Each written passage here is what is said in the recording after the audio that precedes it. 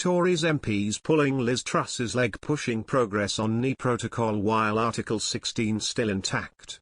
Liz Truss has been told to follow through on her threats to trigger Article 16 if the EU cannot come to an agreement with British trade with Northern Ireland.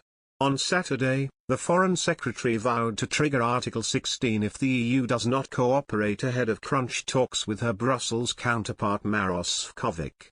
Ms Truss and Mr Šefčovič will meet on Thursday for their first face-to-face talks.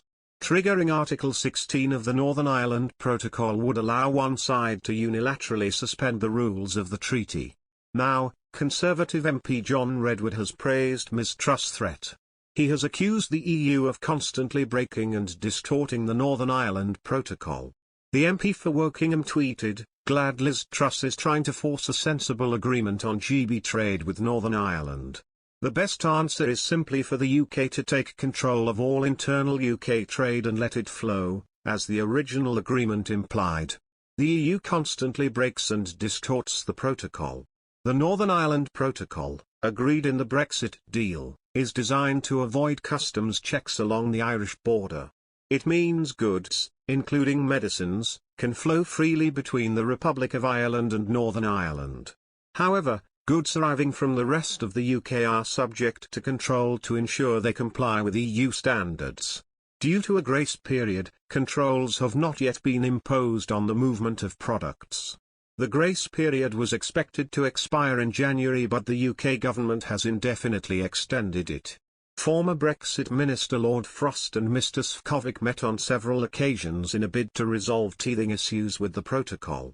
After taking over key aspects of Brexit negotiations from Lord Frost last year, Ms Truss said she will be putting forward our constructive proposals to resolve the ongoing issues with the Northern Ireland Protocol.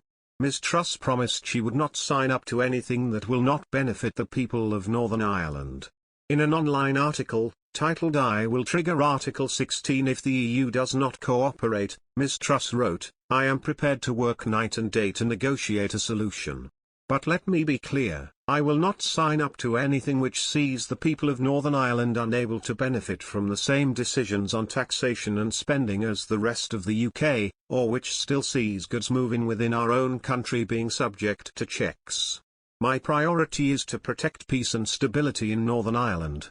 When I see Maroš Šefčovič this week for our first face-to-face talks, I'll be putting forward our constructive proposals to resolve the situation.